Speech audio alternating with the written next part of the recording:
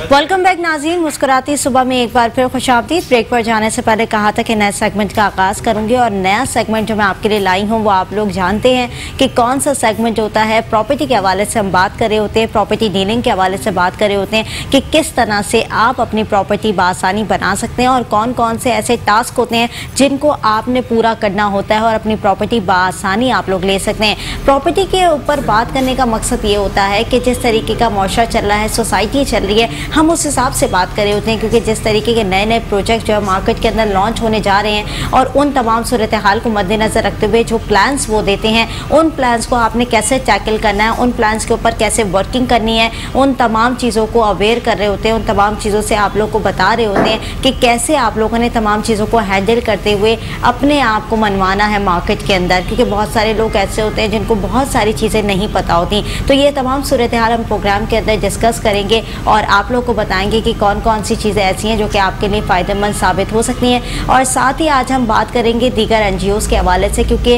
हम देख रहे हैं कि माशरे के अंदर जो है, सोसाइटी के अंदर बहुत सारी NGOs बन चुकी हैं और वो NGOs जो है वो क्या काम कर रही होती हैं और हुकूमत का कितना साथ दे रही होती हैं और आवाम के लिए कितनी खिदमत कर रही होती हैं। तो ये दो सेगमेंट को हम मर्ज करके आज बात करेंगे, दो चीज़ों को मर्ज करके आज हम डिस्कशन करेंगे। तो हमारे साथ प्रोग्राम के अंदर जो गेस्ट मौजूद हैं वो है शबीर अहमद साहब, जो कि साहिल बिल्डर्स एंड डेवलपर्स और इस्तांबुल टावर के ऑनर हैं और कराची टाइम के होस्ट भी हैं। आपको वेलकम करूँगी शो के अंदर। और दूसरी जानिब हमारे साथ महानूर हैं जो कि NGO की ओनर हैं और NGO चला रही होती हैं और एक वुमन होकर बड़ी अच्छी NGO चला रही हैं, रन कर रही हैं। उनसे बात करेंगे कि क्या सूरत हाल है और इस मुआशरे के अंदर NGO चलाना क्यों आपके लिए इतना जो है बेनिफिट साबित हो रहा है या अच्छा साबित हो रहा है कि आप लोगों की खिदमत करने के लिए आगे आ रही है। वेलकम करूँगी महानूर शो के अंदर आपको भी। शबीर भाई, सबसे पहले तो प्रॉपर्टी से स्टार्ट करते हैं क्योंकि हमारे ऑडियंस को बड़ा इंतज़ार रहता है आपके सेगमेंट का और बड़ा जो है ना कॉल्स भी आ रही होती हैं हमें कि इस हवाले से बात की जाए, इस हवाले से बात की जाए।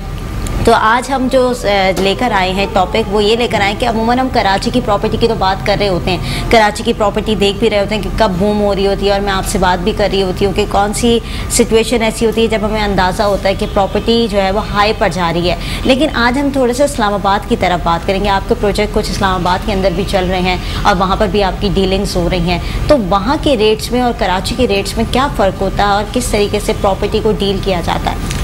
देखिए, वहाँ जो है ना इस्लामाबाद से आगे एक रोड है, कचरी रोड, वहाँ पर काफ़ी सोसाइटियाँ बन रही है।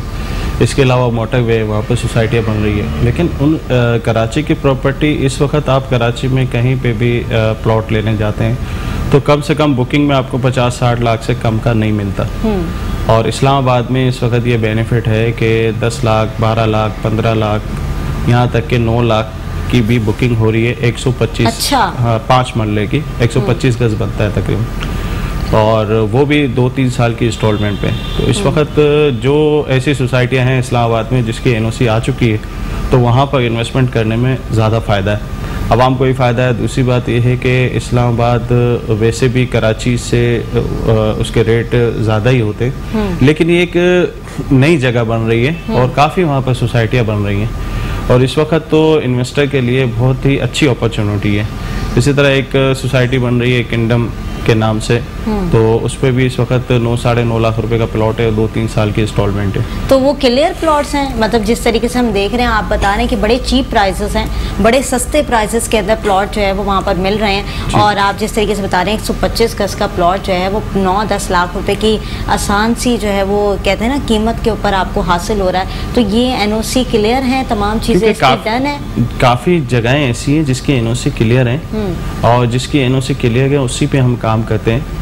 और उसमें ये है कि आप उनको जो ज़मीन मिलती है वो काफ़ी कम रेट पे मिलती है, जिसकी वजह से ये कम रेट पे प्लॉट अनाउंस कर सकते हैं। फिर इसके बाद जो असल अखराजात आते हैं वो डेवलपमेंट चार्जेस के होते हैं, वो फिर वो बाद में लेके जब तक वो डेवलपमेंट चार्जेस पे आते हैं तो उनके रेट डबल हो चुके होते हैं। अच्छा, तो ये बेनिफिट है वहाँ पर, क्योंकि सोसाइटी जब अनाउंस करते हैं तो उस वक्त तो पूरी ज़मीन होती है खाली, उस वक्त जो है कस्टमर को समझ नहीं आ रहा होता। और जो एंड यूज़र आता है, जब सोसाइटी में कुछ बेंगलोर बनने लगते हैं तो फिर उसके बाद एंड यूज़र आता है, वो उसके रेट बढ़ा देता है। अच्छा, तो जिस तरीके से आप प्रोसीजर बता रहे हैं, तो हमारे जो कराची के यानी व्यूवर्स हैं, जो ऑडियंस है हमें देख रही है कराची के, वो बड़ी इंटरेस्टिंग चीज़ है जिस तरीके से आपने बताया, और बड़ी फ़ायदेमंद चीज़ लोगों के लिए साबित भी हो सकती है, क्योंकि वैसे ही इस दौर के अंदर अपना घर बनाना है, अपनी ज़मीन लेना बड़ा मुश्किल है, और अगर इतने सस्ते रेट के अंदर आपको अपनी ज़मीन मिल रही है, अपने घर बनाने का मौका मिल रहा है, तो फिर उसको हाथ से कैसे जाने दिया जाए। तो कराची की आवाम वहाँ पर किस तरीके से बुकिंग करा सकती है? देखिए, हमारे नंबर चल रहे हैं साहिल बिल्डर एंड डेवलपर के स्पॉन्सर के हवाले से,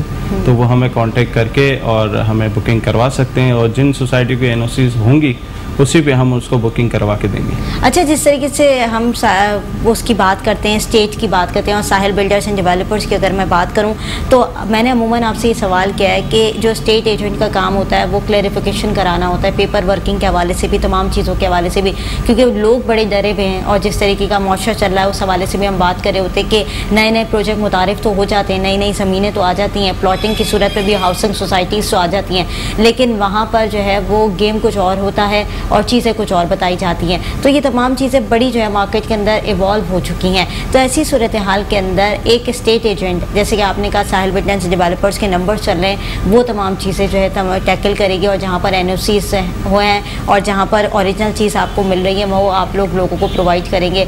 तो दीगर जगह पर अगर मैं सिनेरियो देखूँ तो स्टेट एजेंट क्या तमाम चीज़ों को क्लैरिफाई करके देगा, वहाँ पर paper working each and everything जो कराची का बंदा बुकिंग कराने जा रहा होगा साहिल बिल्डर्स एंड डेवलपर्स की अगर मैं बात करूं उसी से, तो उसको क्या बेनिफिट्स होंगे? देखिए, हम तो सबसे पहले उसको जो है ना क्लैरिफिकेशन दिखाएंगे, इदारों की जो एनओसीज हैं वो दिखाएंगे कि भाई ये चीज़ें हैं, ये एनओसीज आ चुकी है, आप इधर इदारों में जाके वेरिफिकेशन कर लें, ठीक है ना। उसके बाद जो बुकिंग होगी वो उनसे हम जो है जो एक तो होता है कि बसा औकात लोग जो है बिल्डर से बुकिंग नहीं कराते, खुद परचेस कर देते हैं, उसके बाद अपना नफ़ा रख के देते हैं। हम उसको डायरेक्ट जो है वो बिल्डर से परचेजिंग करवा देंगे। अच्छा। उसकी फ़ाइल जो है ओरिजिनल बिल्डर की ही बनेगी। सही, तो आप कह रहे हैं कि फ़ाइल ओरिजिनल ही बनेगी और उसी तरीके से फ़ाइल को मेंटेन किया जाएगा। अच्छा मानूर, मैं आपसे जानना चाहूँगी, आप ही जो है प्रोग्राम के अंदर जो है गेस्ट के तौर पर मेरे पास आई हैं और बड़ा अच्छा काम कर रही हैं, एक एनजीओ रन कर रही हैं, और एक नहीं मेरे ख्याल से 2 एनजीओज़ पे आप काम कर रही हैं। और किस तरीके से ख्याल आया, कैसा आइडिया आपने इनिशिएट किया कि मुझे एनजीओज़ की तरफ वर्किंग करनी चाहिए और उस तरफ काम करना चाहिए? बेसिकली हमारा स्टार्ट हुआ था स्किल डेवलपमेंट एकेडमी से। हमने वुमेन एम्पावरमेंट पे स्टार्ट किया था। जैसे कि ऐसे बच्चियाँ जिनको शुरू से तालीम नहीं दी जाती, आपको पता है कि छोटे इलाकों में कुछ बच्चियों को तालीम नहीं दी जाती, लड़कों को दे दी जाती है, लड़कियों को नहीं दी जाती। तो इस बेस पे हमने स्टार्ट किया था। फिर जब हमने स्टार्ट किया तो हमने उसमें टेक्निकल स्किल्स अपनी इंक्लूड करी, उसमें जैसे सिलाई, कढ़ाई, ब्यूटिशियन, फैशन डिज़ाइनिंग और डिफरेंट चीज़ें हैं। तो इसी तरह से हमारा स्टार्ट हुआ था। फिर हमने उन्हीं बच्चियों की वेलफेयर स्टार्ट की।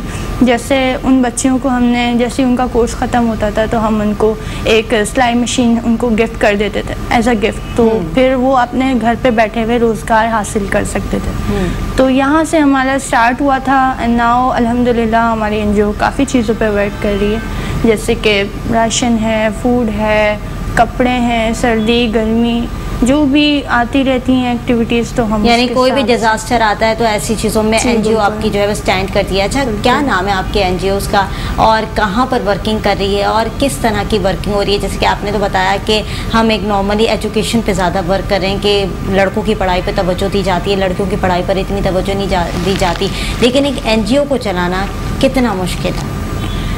देखिए, एनजीओ को चलाना बड़ा मुश्किल होता है, स्पेशली एक लड़की के लिए। तो मैं ये कहूँगी कि आपको अपना मोटिव ठीक रखना चाहिए, आपको मेहनत करनी चाहिए, आपको अपना विजन वही रखना चाहिए जिस पे आप काम कर रहे हैं। तो बस अल्लाह ताला फिर नेकी की राह में आपको चलाता रहता है आगे। बिल्कुल, नेकी का काम तो है। और जिस तरीके से आपने कहा कि एक लड़की का होना एनजीओ के अंदर बड़ा मुश्किल होता है और उसको चलाना बड़ा मुश्किल होता है, और आप माशाल्लाह यंग लेडी हैं, कोई एक मैं कहूँ एक्सपीरियंस बंदी कहूँ या बड़ी जो है सोसाइटी के अंदर इन्वॉल्व हुई भी, बड़ी आपको 40-50 साल हो गए और आप एनजीओ चला रही हैं, तो एक समझ भी आता है ये इतना अच्छा ख्याल ज़िंदगी के अंदर कैसे आया कि लोगों की खिदमत करनी है, आवाम की खिदमत के लिए बाहर निकलना है। क्योंकि अभी तो आप ख़ुद मेरे ख्याल से यंगस्टर हैं और पढ़ भी रही होंगी, अपनी ज़िंदगी को आगे बढ़ा रही होंगी और अभी बहुत सारे मराहिल ज़िंदगी के तय करने हैं। तो ऐसी सिचुएशन के अंदर इस तरह का अच्छा ख्याल कैसे आया माइंड में? एक्चुअली स्टार्ट में जब अपनी स्टडीज़ कंप्लीट कर रहे थे हम, तो हमारी आंटी के साथ जो है कुछ ऐसी प्रॉब्लम्स आई जिसको हमने फेस किया। तो जब उनको हमने देखा, उनके पास ना एजुकेशन थी, ना स्किल्स थी, ना उनके पास कोई ऐसा हुनर था कि वो जो है अपना घर चला सकें, दूसरों को जो है फ़ायदा दे सकें, अपने घर वालों की कफ़ालत कर सकें। तो फिर उनके हस्बैंड ने उनकी इस चीज़ को फ़ायदा उठाते हुए सेकंड मैरिज कर ली, फिर उनको घर से निकाल दिया। उनके बच्चे भी उन्होंने घर से बाहर निकाला, उनके साथ बड़ा जुल्म हुआ, ज़्यादती हुई। तो फिर मैंने एक अज़्म किया कि ऐसी लड़कियों के लिए भी होना चाहिए कुछ। तो फिर जब हमने स्टार्ट किया तो मैंने अपनी आंटी को अपने साथ रखा और मैंने कहा आंटी बस अब ने स्टार्ट करना है, हमने ऐसी बच्चियों को स्किल्स देनी है ताकि वो अपने आप को भी इम्प्रूव कर सकें, अपने घर की कफ़ालत भी कर सकें। अच्छा, माशाल्लाह बड़ा अच्छा ख्याल सामने आया शबीर भाई, जिस तरीके से बयान कर रही हैं। और माशाल्लाह खुद एक यंग है, मुझे तो देख के हैरान हो रही हूँ मैं कि खुद एक यंग सी है ये स्टार्ट किया। हाँ, I was 18 year old। मतलब 18 साल। वो कहते हैं ना कि अभी NIC बनने की उम्र है और अभी आप बालिग होने की उम्र में शामिल होते हैं और आपने ये इनिशिएटिव लिया। बहुत अच्छा, सुन के ही बड़ा जो है ना अच्छा लग रहा है। FB पे हम देखते रहते हैं और जो ये खिदमत करती हैं छोटे छोटे इलाकों में, और फिर काफ़ी बुजुर्ग औरतें हैं जो उनको दुआएं देती रहती हैं। अच्छा, आप मुझे ऑफ कैम बता रहे थे कि कौन कौन से इलाकों में इनकी NGOs काम कर रही है और किस तरीके की वर्किंग कर रही है, तो आप बाखूबी जानते हैं कि कहाँ कहाँ वर्किंग हो रही है। जहाँ मेरा ऑफिस है मंगोपी पे, वहीं इनका थोड़ा सा आगे ऑफिस है और ज़्यादातर उसी इलाकों पे इनका फोकस है। अच्छा, हमारे शबीर भाई की एक क्वालिटी है, बहुत अच्छी क्वालिटी, कि जो उनको अच्छा काम करते हुए नज़र आता है ना इंसान, उसको प्रमोट ज़रूर करते हैं और ये बड़ी अच्छी बात होती है। बहुत कम लोगों के अंदर ये बात होती है कि अप्रिसिएशन जो है ना लोगों के लिए की जाए, और ये मेरे ख्याल से महानूर का फर्स्ट टाइम है कि वो किसी TV शो के अंदर बैठ रही हैं और इस तरीके के तासुरात बता रही हैं, अपने NGO के बारे में बता रही हैं। वरना इससे पहले महानूर ने सिर्फ और सिर्फ सोशल मीडिया के ऊपर काम किया है और एक जो है ना काम करता हुआ कोई नजर आता है ना, तो फिर उसको प्रमोट करना चाहिए। बिल्कुल, और अच्छा काम करता हुआ इनको मैंने देखा है काम करते हुए नजर आती हैं, और ये काफ़ी इलाकों में मैंने इनको देखा है कि ये जब ये बाकायदा खाना बना के जाती हैं, वहाँ पर थैलियाँ पैक करती हैं, खुद जाके बांटती हैं। तो ये काफ़ी चीज़ें इनकी देखी गई है। ऐसे तो NGOs तो बहुत सारी है, लेकिन वर्क करते हुए जो नज़र आए तो उसको प्रमोट करना चाहिए। बिल्कुल, और माशाल्लाह एक सिंगल वुमन और छोटी एज की लड़की अगर ये तमाम जो है वो सोच रख सकती है और इतनी पॉजिटिव सोच रख के माशरे के अंदर आ सकती है कि मुझे लोगों की मदद करनी है, लोगों को हेल्प आउट करना है। अच्छा, एक लड़की होने के नाते कितनी डिफ़िकल्टीज आई फैमिली की तरफ से भी होता है कि जब आपने ये सोचा कि आंटी का देख के एक आपके माइंड में आया, एक आपको एहसास हुआ कि लड़की भी जो है कमज़ोर नहीं होनी चाहिए, उसको अपने पैरों पे खड़ा होना चाहिए माशरे के अंदर और उसकी एक खुद की वर्थ होनी चाहिए। जब आपने ये सोचा तो फैमिली को जब अपना ये विजन बताया कि अपना पूरा क्राइटेरिया बताया कि मैं ऐसे NGO खोलना चाहती हूँ, तो कितना सपोर्ट था फैमिली की तरफ से? था भी, बता दो मानो, घबराओ नहीं, बिल्कुल खुलने में बताओ, कोई ऐसा मसला नहीं है। क्योंकि देखो इंसान जब भी कोई अच्छा काम करने की शुरुआत करता है ना, तो बहुत सारे हर्डल्स ज़िंदगी के अंदर आते हैं, बहुत सारी डिफ़िकल्टीज़ फेस करके फिर वो एक मकाम तक पहुंचता है। तो स्टार्टिंग में कितनी डिफ़िकल्टीज़ फेस की? डिफ़िकल्टीज़ तो बहुत आई थी, बट ये कि जब हम लोग थोड़ा सा आगे हुए, इनिशियल तो बहुत प्रॉब्लम्स हुई थी, जब हम लोग थोड़ा सा आगे बढ़े तो फिर मेरे रिलेटिव्स जितने भी थे उन्होंने सपोर्ट करना शुरू करा और सब ने कहा नहीं इसको जाने दो, ये सही वे पे जा रही है। अगर मैं स्टार्टिंग की बात करूं तो अगर स्टार्टिंग में NGO आपने जब रन की होगी या खोली होगी तो तब तो काफ़ी चीज़ें जो है वो आपको खुद से करनी पड़ी होंगी, क्योंकि लोगों को राशन देना, लोगों की हेल्प आउट करना, खाना पहुंचाना, तो ये तमाम चीज़ें तो आप अपनी पॉकेट से कर रही होंगी। तो उस तरह से खुद आप एक स्टूडेंट थी, 18 साल की उम्र में आपने स्टार्ट किया, कैसे तमाम चीज़ों को टैकल किया, उसको कैसे हैंडल किया? एक्चुअली हमारे यहाँ पूरी जो फैमिली रिलेटिव्स हैं वो तकरीबन जो भी अपनी पॉकेट मनी से निकालते हैं वो सब मैं उनसे जो है कलेक्शन कर लिया करती थी। अच्छा। क्योंकि स्टार्टिंग में मुझे पता नहीं था कि क्या करना है, बस मेरा विजन था कि मैंने करना है। तो मैं सबसे बोलती थी अपना अपना कंट्रीब्यूशन मुझे दे दें और मैं जो है बिल्कुल उनको सही वे में लगाऊंगी, और मैं इनफैक्ट उनकी पूरी जो है वीडियोस बना के उनको पूरा सेटिस्फाइड करती थी। तो उसके बाद कुछ ऐसा चलता रहा सिस्टम, तो उन्होंने फिर जो है कहा कि नहीं यार ये बिल्कुल सही वे पे लगा रही है, और अब वो आँख बंद करके कहते हैं लाओ अम्मा नूर, जो आपको करना है वो आप कर लो। देखिए शबीर भाई, बड़ी पॉजिटिव बात है। हाँ, बड़ी पॉजिटिव बात है। जिस तरीके से वो बता रही है कि शुरू में उसने सारी चीज़ें खुद की, मेहनत खुद की, अपने आप को जो मनवाया सोसाइटी के अंदर, आज 2 NGOs को खोल के बैठी हुई हैं और सिंगल जो है वो 2 NGOs को रन कर रही हैं। कौन कौन से लोग आपके साथ?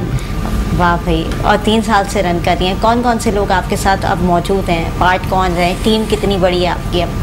टीम तो हमारी बहुत बड़ी है, तकरीबन हमारी 20 लेडीज़ हैं, जिसमें बच्चियां भी मौजूद हैं जिनके मेरी ही तरह विजन्स है। जिस तरह मैंने स्टार्ट किया था, अब उनके भी विजन्स उस तरह से हैं और वो भी कहते हैं कि मिस हमें एक मौका मिले तो हम भी स्टार्ट करेंगे। बट ये कि अल्लाह ताला सबको तौफीक दे। बिल्कुल, मौका आप देंगे। इंसान, अल्लाह ताला वसीला बनाता है और इंसान वसीले उसी को बनाता है कि जब जो कि वो काम कर रहा होता है। और आप वो काम कर रही हैं तो आपको देख के बहुत सारे लोग जो है वो आपसे सीखेंगे भी और आगे भी निकलेंगे। अच्छा शबीर भाई, ये तमाम सिनेरियो पे तो हमने बात की और जिस तरीके से प्रॉपर्टी के हवाले से हम बात कर रहे थे, तो प्रॉपर्टी डीलिंग के हवाले से अब थोड़ी सी बात कर लेते हैं कि स्टेट एजेंट, जैसे आपने कहा कि इस्लामाबाद के अंदर अब नई जो प्लॉटिंग स्कीम्स निकल रही हैं वो लोगों के लिए बड़े फ़ायदेमंद साबित हो सकते हैं। और साहिल बिल्डर्स एंड डेवलपर्स उसमें एक अपना बड़ा किरदार अदा कर रहा है कि जो कराची की आवाम यहाँ से जो है प्लॉट बुक कराना चाह रही है, वो साहिल बिल्डर्स एंड डेवलपर्स के थ्रू आउट जो है वहाँ पर प्लॉट बुक करा सकती है। अच्छा, मैंने आपसे प्रोसीजर तो पूछा, आपने कहा कि नंबर्स स्क्रीन पर चल रहे हैं, कांटेक्ट करें, हमारी जो टीम है वो वहाँ पर एक्टिव है,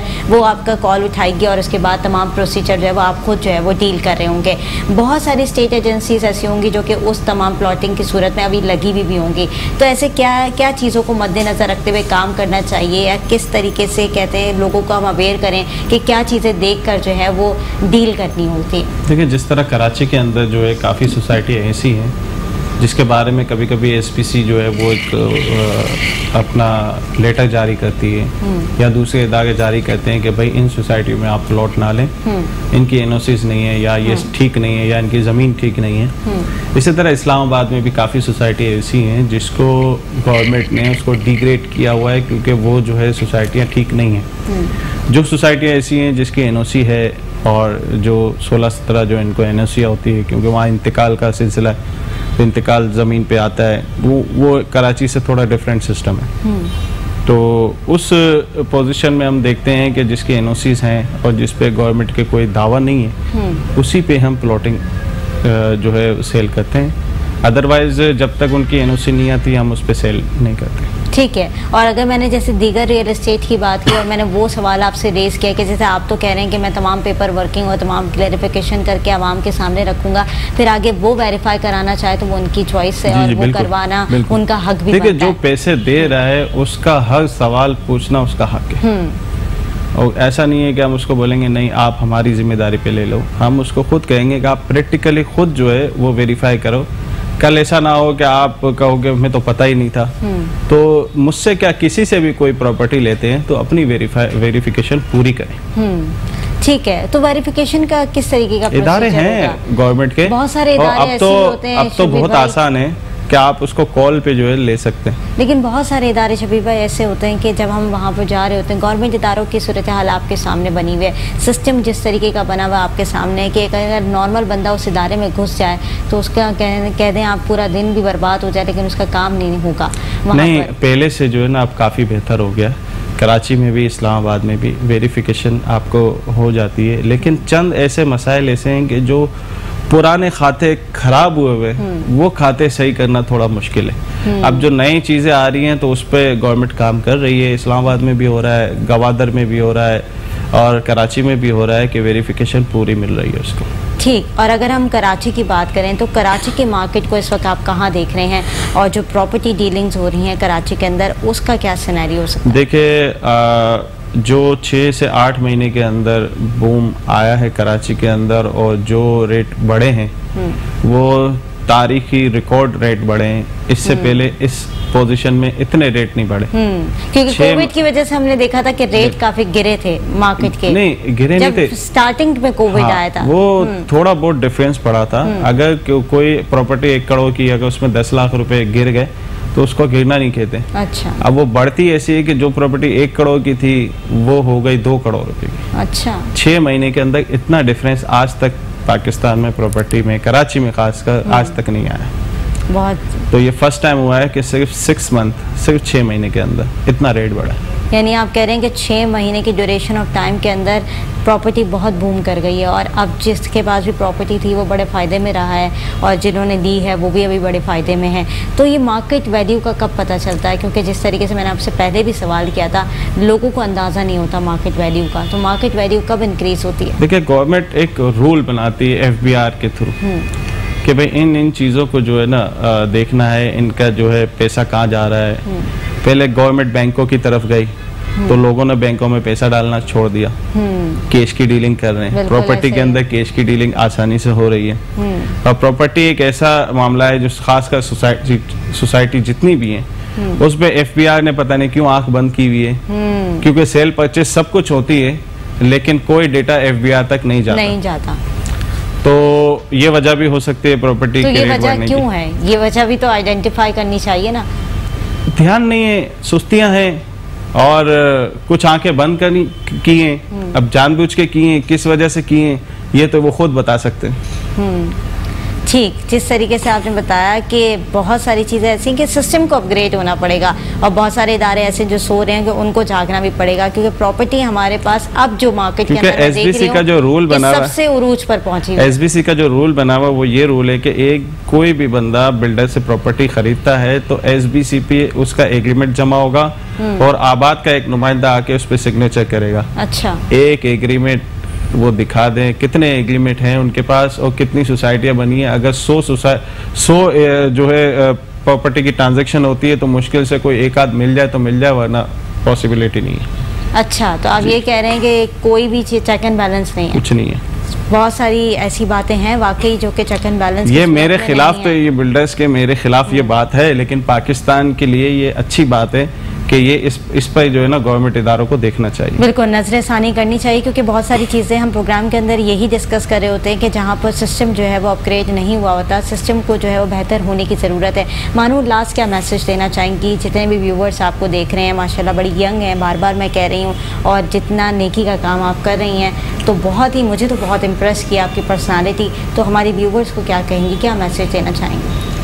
यही मैसेज देना चाहूँगी कि नेकी के इस सफ़र में साइम वेलफेयर फाउंडेशन का साथ दें और आगे बढ़ें ताकि इसकी ज़्यादा से ज़्यादा अवेयरनेस हो सके।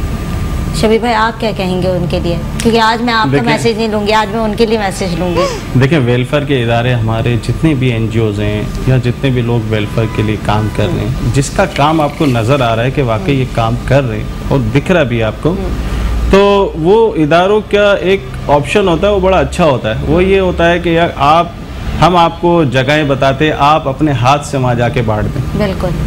तो ये वो लोग होते हैं कि जो मतलब इनको कोई किसी का पैसा खाना नहीं होता, कोई मफाद नहीं होता, कोई मफाद नहीं होता कि वो आवाम की खिदमत कर रहे होते हैं। और ऐसे ही लोग जो है वो हम आपके सामने लेकर आते हैं ताकि आप लोग को भी दिखाई दे सके कि कौन लोग जो है वो आवाम का सोच रहे हैं, कौन लोग आवाम की खिदमत कर रहे हैं। महानूर वो मिसाल है तमाम लड़कियों के लिए जो कि कहती हैं कि हमारे पास कोई चीज़ नहीं है, हमारे पास कोई टैलेंट नहीं है, वो इस नेकी के काम में महानूर का भी साथ दे सकती हैं, अपना खुद का भी जो है वो इस तरीके से विजन रख के आगे चल सकती हैं। नाज़रीन, प्रोग्राम का वक्त ख़त्म हो गया। शबीर भाई, बहुत शुक्रिया प्रोग्राम के अंदर आपने वक्त दिया। महानूर, आपका भी बहुत शुक्रिया, आपने प्रोग्राम के अंदर वक्त दिया। नाज़रीन, प्रोग्राम का वक्त ख़त्म हो गया। मुझे अपनी मेज़बान पुरतनैन बख्श को दीजिए इजाज़त। अल्लाह ने के बाद।